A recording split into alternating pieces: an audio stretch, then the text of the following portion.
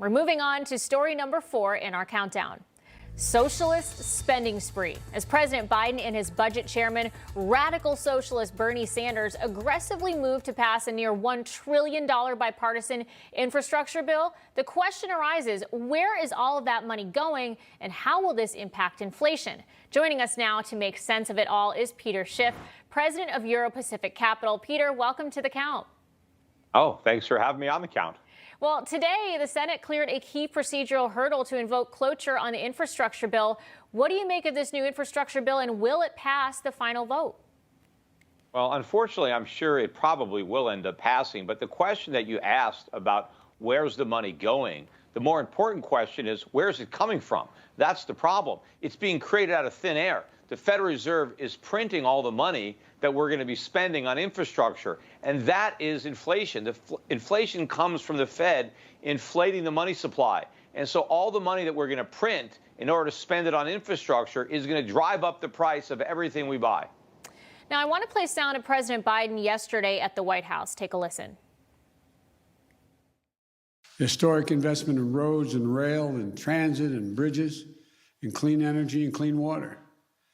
It will enable us not only to build back, but to build back better than before the economic crisis hit. Build back better. That sounds familiar. You know, where have we heard that phrase before? Let's roll this tape. To build back better than before. Joe Biden calls it build back better. Build back better. Building back better. To build back better. Build it back better. Build it back better. Start to build back in a positive way. Some would say to build back better. Build back better or whatever.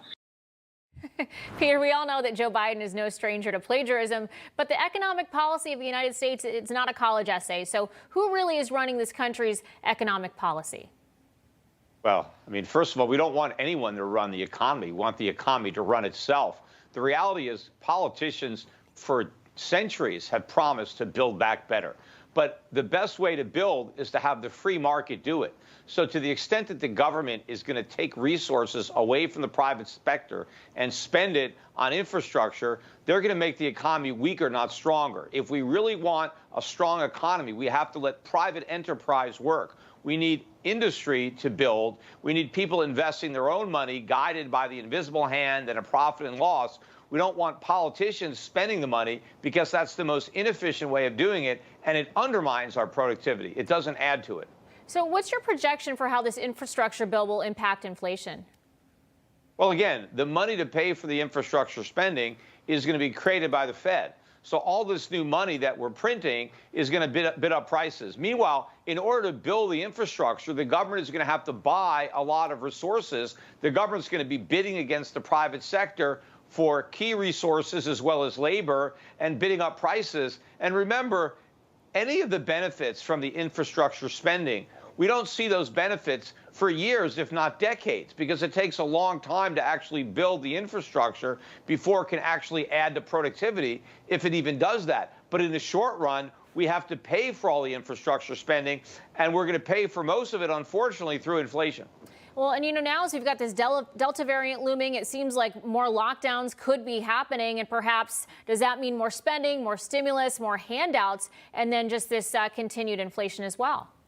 Well, absolutely. And the lockdowns hit inflation from another angle, because as the government is printing all this money for everybody to spend, as we're locked down in our houses, we're not working.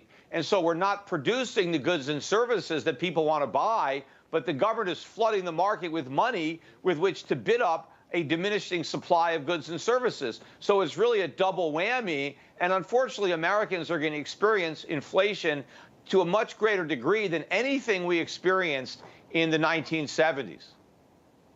Peter Schiff, thank you so much for joining us. My pleasure.